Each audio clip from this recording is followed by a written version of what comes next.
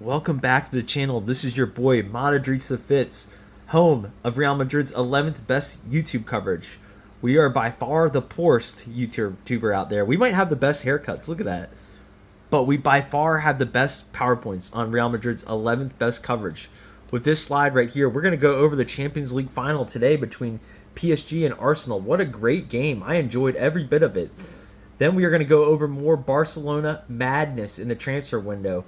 They're preening over Julian Alvarez and the fighting that's going over, trying to secure that guy's services between Barcelona and Atletico Madrid can only be described as a madness. And then we'll go over some Real Madrid rumors for their potential signings. But let's start off with the Champions League final. This is something that we, as Real Madrid fans, usually are watching. We usually are watching games in June. We usually are involved with the last European match of the year. But of course, this year it was between PSG and Arsenal, and it can only be described as funny or coincidental that as soon as Kylian Mbappe, Mr. Mbooty himself, how I call him, left PSG, Real Madrid stopped going to the Champions League finals, and PSG now won back-to-back Champions League finals, which can only be described as madness. I did not think in my lifetime there would be another club that would win 3 Champions League finals in a row besides Real Madrid. I really did not think that would happen in my lifetime. I admit I was even terribly wrong about that. I said that to a Barcelona fan. I was like, one thing Barcelona will never do, or any other team, is win 3 Champions League finals. But these motherfuckers from France are on the verge of doing it, and I think a lot of it has to do with getting rid of Kylian Mbappe. It's crazy what they're doing, and what a match today. It's really unfortunate when you have games like this that end in penalties, when both teams are deserved winners, that penalties has to decide a winner. It's a shame because people give Arsenal a lot of shit. You know, they've never won a Champions League. They've come close a bunch of times, or a couple times rather, but and people may shit on their style of soccer, which is very defensive, but at the end of the day, they employ their style to about as high of a caliber or a high of a tactical margin as you can with the defensive low block that they set up. And you knew the only goal that they were going to score was on a counterattack, and they essentially did that off of a PSG mistake. And who would have guessed it, that the only open goal, not by a penalty, not by a free kick, not by a corner or whatnot, the only open play goal would have been a Arsenal goal, not a PSG goal, not the team that's elite attacking, has all these attacking players like Dembele, they have Vitinha.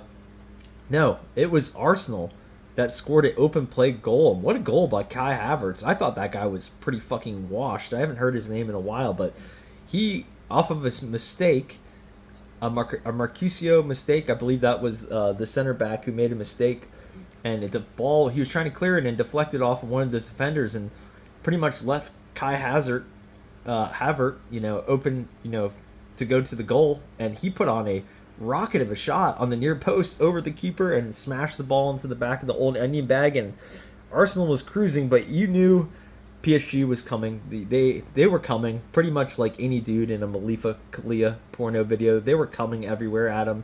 They were trying everything they could to put the ball in the back of the net. And I think they just ran out of ideas after a while because this Arsenal defense was just stingy as can be. There was nothing getting past them.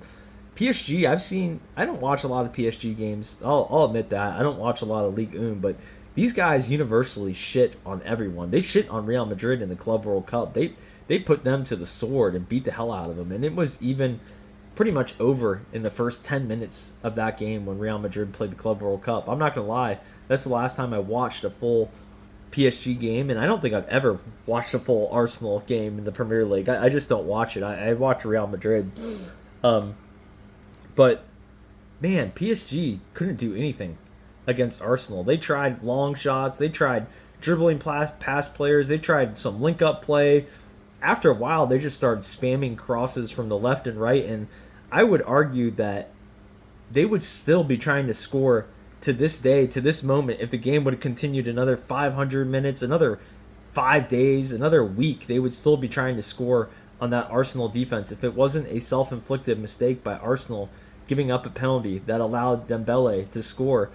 they had PSG's number. I wouldn't even say PSG had a particularly great day at the office, but when it goes into penalties, it's just a shit show from there. You never know what can happen, and I truly, to any Arsenal fans that may stumble upon this video, please like and subscribe, and you're welcome on the show. I will not talk shit about your team. You can come on and talk about your team whenever you want, because I have gained a lot of respect for Arsenal. I will say, and I've tried explaining this to Barcelona fans. If you're watching this is one for you. Jefferson Correa, great dude, great Barcelona fan, really smart soccer guy. But at the end of the day, you can't win championships just by offense alone. The strategy that Barcelona employs is all one-sided. It's all, if there's a scale, it's all on one side of the scale, which it's all on the offensive side of the scale. And they employing that ridiculously high line will absolutely run circles. They'll run circles around everyone in Spain. There's no doubt about it, because to no surprise, the Spanish league is complete shit. If Real Madrid isn't making Champions League finals, then the Spanish league is shit. They're the only team that has acquitted themselves well over the past 10 plus years, ever since the midget left.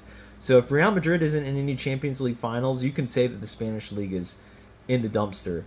That's just facts. And Barcelona's high line, that doesn't always get the job done, especially in Europe. And you can see the team today in Arsenal, they employed the exact opposite strategy, and they almost won. And you could say that they honestly deservedly, I think they may have deserved it more than PSG, in my opinion. They played a hell of a game, and they scored an open play goal.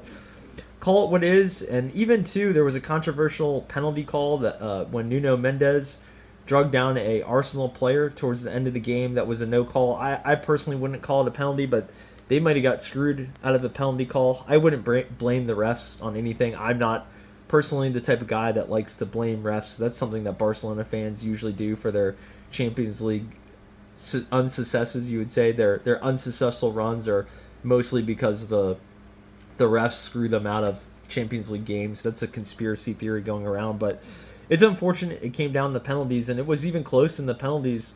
It came down to a final kick where the only thing I would say that Arsenal did wrong was the order of their penalty kickers. Why the hell would you have a center back taking your fifth and decisive penalty kick to kind of extend the penalty shootout going into, the sixth kicker or the sixth taker and whatnot? And what ended up happening is Gabriel came up and lined up on the ball and hit the ball to the fucking moon. It was rough to watch. It was a bad way, an unfitting end to a great final. And I sincerely, you Arsenal fans that are watching, I sincerely feel for y'all. I can't say I've been there and watched it. I haven't, since I've been a Real Madrid fan, which is going on 25 years or so.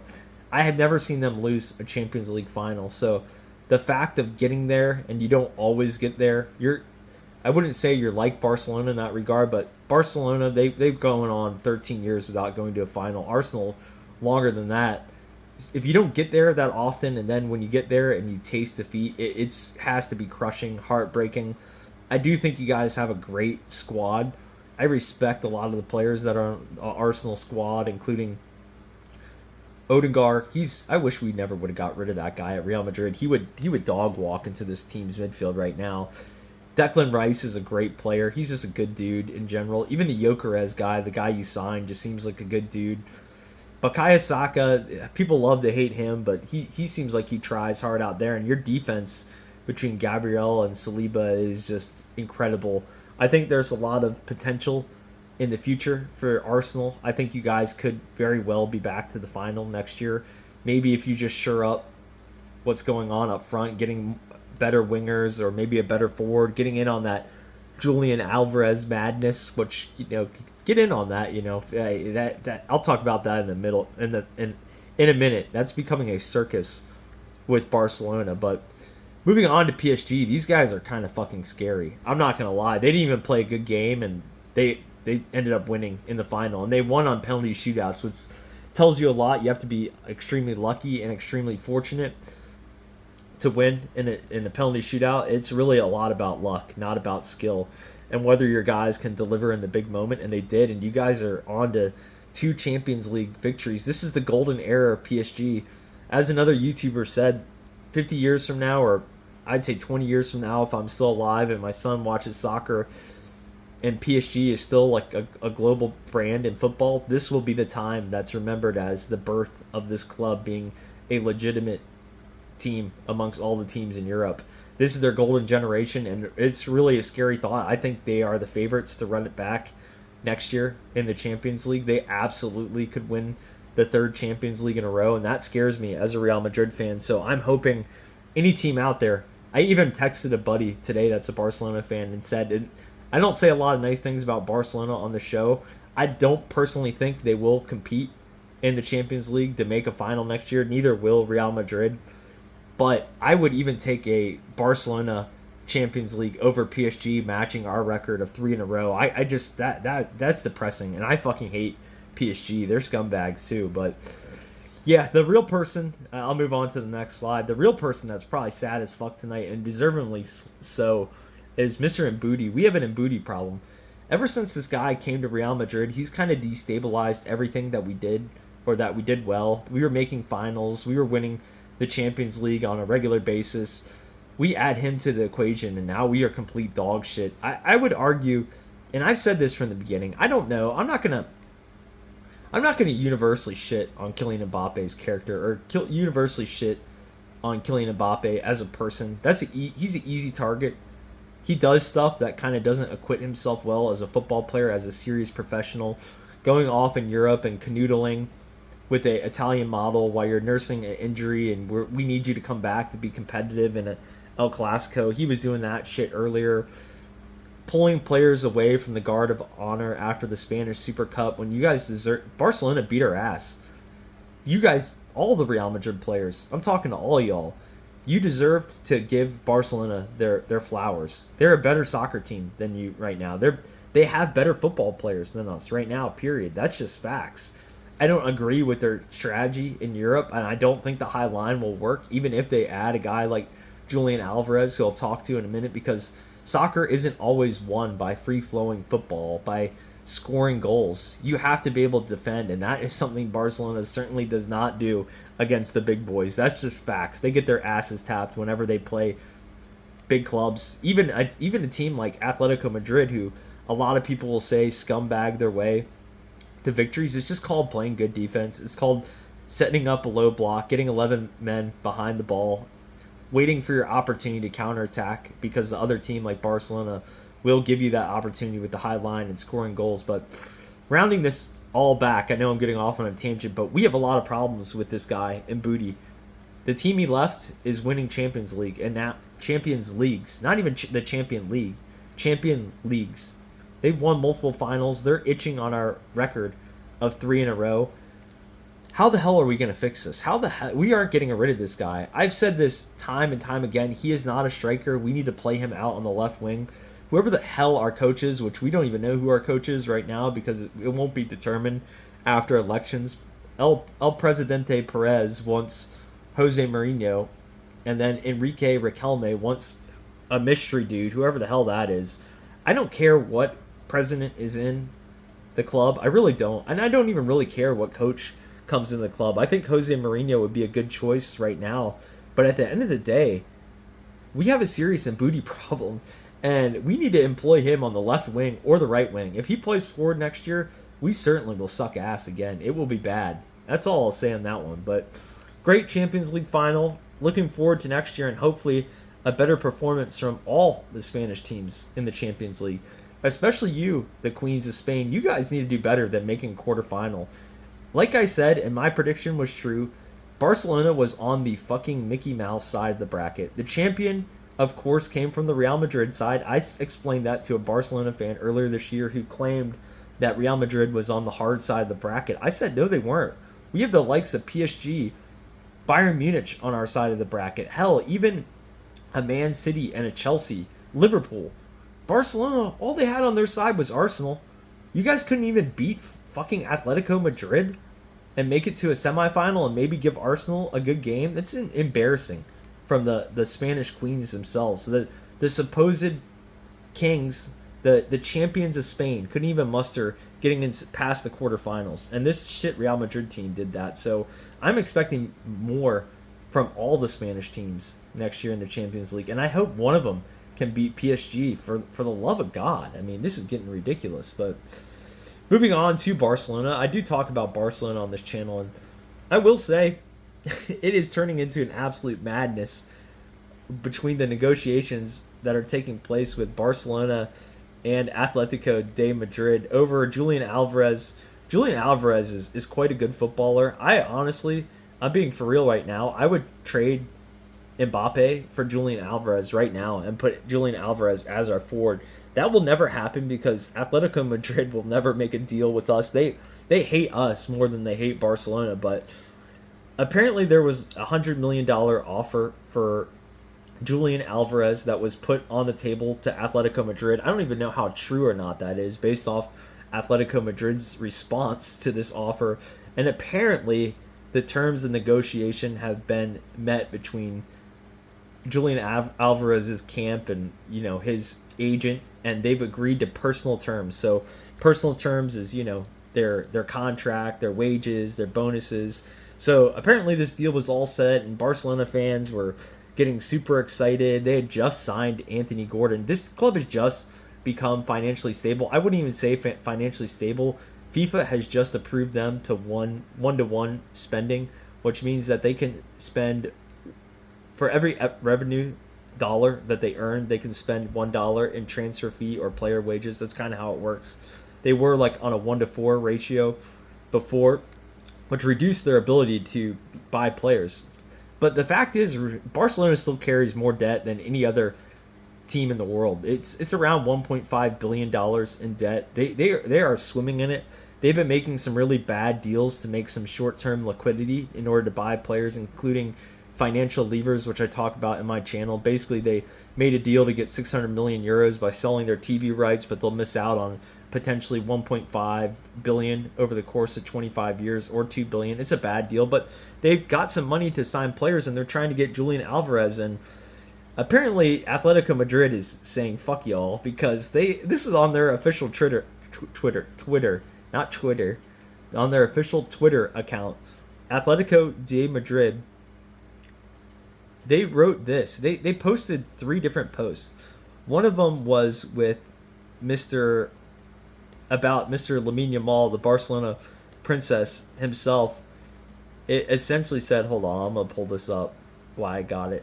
It basically, I won't read the whole thing, but it basically said that, hey, we are making a formal offer for Lamine Yamal. We are going to send we're sending an offer of 4 tickets to a Bad Bunny concert, an annual subscription to ABC, and then a pack of sunflower seeds for Lamine Yamal.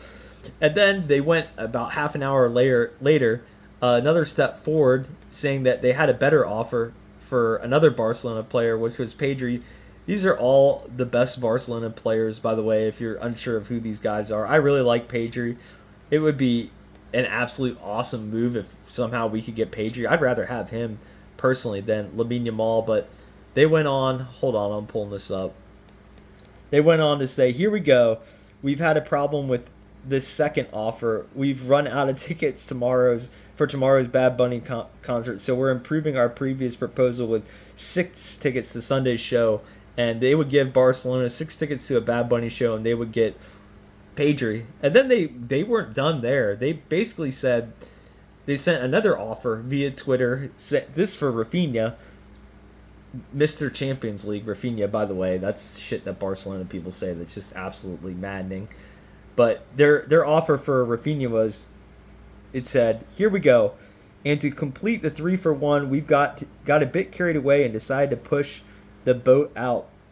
The player joins on loan for 1 season, and in return we send Tom Ford and Smith on loan with no option to buy, an offer you simply cannot refuse. It's just crazy. Atletico Madrid is done with Barcelona's bullshit, which good for them. I mean, I think Barcelona forgets now that they're able to spend. Barcelona, it's crazy with them when it comes to transfer money and transfer window stuff, because I've had friends of mine that are Barcelona fans that have said Barcelona builds teams the right way. They don't spend money on transfers. That's bullshit. They just haven't had the opportunity to spend money recently. Once they get the opportunity to spend money, they're like my 4-year-old in Target when I give him $10. They'll spend it in a minute on just shit that they don't need. Barcelona already went out and got Anthony Gordon, some left winger, when they already had Rafinha and Marcus Rashford on their team. So they went out and spent that, and now they're trying to sign Julian Alvarez. And the fact remains is they're trying to steal from a big boy club in La Liga, in your own league, a team that just beat the shit out of you in the Copa del Rey and the Champions League. They didn't win the league because that's something Atletico Madrid never does, but they beat your ass in 2 competitions. I would argue they're the best team in Spain this year. They acquitted themselves the best over in the Champions League. So why the hell would a big boy club like Atletico Madrid make a deal with Barcelona for Julian Alvarez? Julian Alvarez is their best player.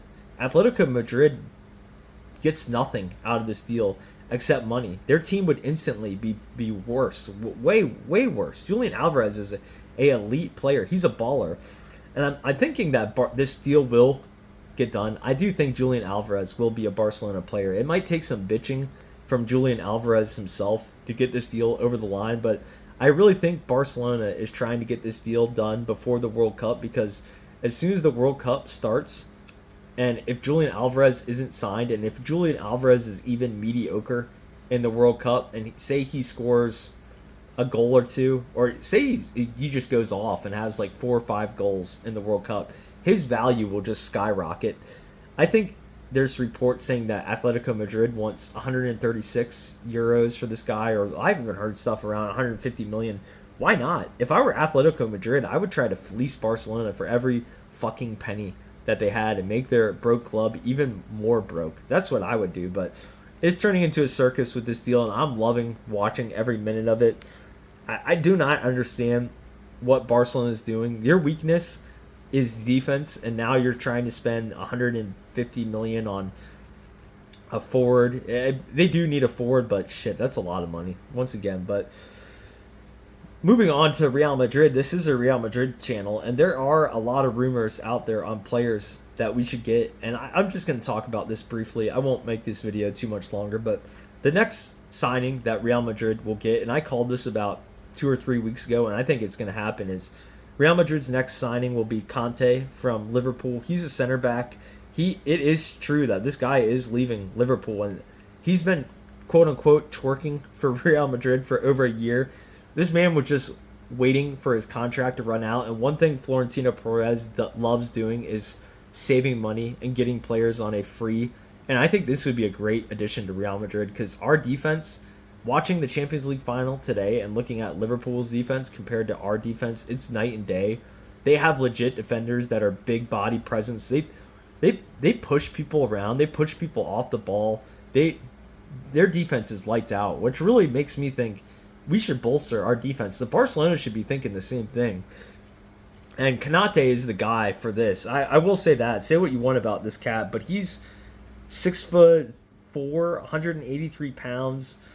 His strength is his elite recovery speed, allowing him to play in a high defensive line. This guy would actually be good for Barcelona. Strong tackling and physically opposing in one-on-one duos. This is all things that our current center backs, including Dean Huijsen and Raul Asensio, they just simply are not. They're not intimidating presences, in my opinion, especially Dean Huijsen. Looks like a 16-year-old girl. Militao is a great defender, but he's hurt all the time, and Rudiger is getting up there in age. So please bring this guy to Real Madrid. And then I would say, you know what? We should pull a double. Why not? We have the money for it. There is a report that came out earlier today that said Real Madrid has set the record again, their own record. They set their own record of generating the most revenue of any sports team in history over the last year. Think about that. We generated 1.26 billion in revenue, which was more than any other sports team in the history of sports. More than the Dallas Cowboys last year. They generated about 1.23. We generated that much revenue, and think about it. Historically, this is the worst season that I've ever seen from Real Madrid football. We have been absolute dog shit. They've been the vein of my existence. The vein of every Real Madrid fan's existence. I fucking hated watching this team this year. It was not fun. There's things I would much rather be doing on my Saturdays and Sundays. I could be taking my son fishing. I could be doing whatever, banging my wife. I could be having all kinds of fun. But instead, all I'm doing is watching Real Madrid play shitty football week after week, time after time. But still, this club managed to generate 1.26 billion in revenue. Go and spend some money on players and go sign this Bastoni dude for $80 million. He sure as hell is better than any of the defenders that we currently have. And this guy was supposed to go to Barcelona a couple of weeks ago, and Barcelona ended up lining up a cheap-ass offer for this guy, and now Inter Milan's kind of pissed off and says they're not going to get rid of him. Whatever. This guy's, once again, big, intimidating, good in the air. All things none of our defenders bring to the table. He's 6'3". He weighs 83 kilograms. He would cost us $80 million. Who gives a shit? Go out and get him. That's all I'll say about that. And that would really, I think, bolster our defensive line. And then I have one other. This is probably a controversial thing. Freddie Valverde, our midfield, we have enough midfielders. If we don't bring in a right winger or we don't have a right wing player, that's it. Rodrigo's apparently not coming back until after January, and Mastantuono just absolutely sucks. He should go on loan. Either play Freddie Valverde up at the right wing, or he should drop back and be a right back, or hell, a left back. He certainly would be better at defense than Zac Efron himself, Alvaro Carreras, or Trent Alexander-Arnold. That's just facts. Both those guys suck hard at defense. Freddie Valverde at least has the pace, the stamina, the defensive capability, the work rate to be a good right back or left back. That would bolster our defense even more. Get these two cats, send Valverde back as a defender. We'd be set in the defense. That leads me to my final point. Who will be the midfielder we get? There's all kinds of rumors swirling about potential midfielders that Real Madrid may or may not sign. I've heard the likes of Angelo Stiller. I don't think that's going to happen, but that would cost 45 to 50 million euros. He plays over in the Bundesliga. I've been hearing about this cat for years now, and it never happened. I think it maybe was coming close like last year, but he ended up tearing up his knee. I don't know if I want that guy. Enzo Fernandez, holy shit. I've been hearing about this dude from Chelsea. I don't know much about him. I don't watch a lot of Chelsea, but the price tag on this dude alone scares the shit out of me. 140 million euros up to 161 million euros for a midfielder. This guy better be able to shit gold and win the Ballon d'Or if he costs that much. Holy shit. I'd rather you take that money and try to get a Michael Olise for $200 million and spend all that much money on a guy like Enzo Fernandez. And then Rodri. I sure as hell don't want Rodri. That guy is almost as old as me, and I'm an absolute fucking dinosaur. Rodri is cooked. Those knees are beat. His knees probably hurt like mine waking up in the morning. It's an absolute madness. We're even considering signing Rodri. And he would probably cost 50 million from Manchester City, plus big wages because the guy's won a Ballon d'Or. He's not going to play for cheap. I think if I had my choice of the litter, we're not going to get Vitinha. He's a very good player. I watched all PSG today. Anyone on PSG would be a steal right now because that's the best team. But I really think this maybe is realistic, and Mourinho likes this guy too, apparently. Maybe it's a Portuguese connection. They're both Portuguese. I don't know, but João Neves, this guy, and I even read a tweet after the game, which was great, about João Neves compared to Vitinha. It was like, Vitinha gets all the credit and the accolades and the lights, while João Yao, or whatever his name, Neves, puts in the hard yards and does all the work. That's facts. This guy is like a little pit bull out there. He just runs around. He gives he has a high work rate, high energy type dude, stealing the ball, intercepting passes. I didn't see it today with his line breaking passing ability. Apparently he has that in his bag, and he was even scoring some goals this year out of the midfield, which guys like Vitinha don't do, you know. I'm not saying he's a better player than Vitinha and all that, but this guy had 5 goals in Ligue 1 and 2 goals in the Champions League. His pass completion rate was 91 and 94%, and he had some assists too. I mean, I think this guy would bring something that which we currently don't have in the midfield. All our midfielders, in my opinion, if you look at them, they all are the same profile. They're all big, tall, and high energy kind of guys that run box to box, in my opinion. Jude Bellingham and Freddie Valverde are all kind of the same player in my humble opinion. They work real hard. They can score occasionally. They run box to box. They are cardio merchants. They can cover a lot of yards. Tuchemani is the same kind of thing, limited in the offensive sense, but he can cover a lot of yards. But we really don't have that guy that's like the do it you're all. I can't even pronounce that. Do it all Swiss Army knife. Even Arda Güler, he's a great passer of the ball. He can break lines with his passing ability. He's creative on the ball. I give him that, but his defensive work rate is non-existent. He gets bodied in the midfield by pretty much anyone. Now, I think this guy has a little bit of everything. He has a little bit of Jude Bellingham's game. He has a little bit of Valverde's game, a little bit of the work rate, which I was saying with those guys, and he has a little bit of the magic in his boots that a guy like Arda Güler brings. That's what I see out of this guy personally. If we can get him in to maybe challenge Arda Güler for a spot, I think we have a loaded midfield, so I don't know any guy, whoever they bring in, where he's going to fit into our team.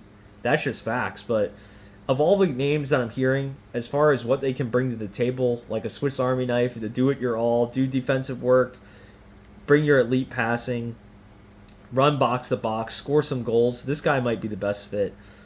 And at the best price, because I think he's only going to cost like 50 to 60 million euros. As some of these other cats are like 160 million euros. That's just a madness, in my opinion. I personally wouldn't do that. That's a Barcelona-esque move with money. But that's about it, y'all. It was a good day.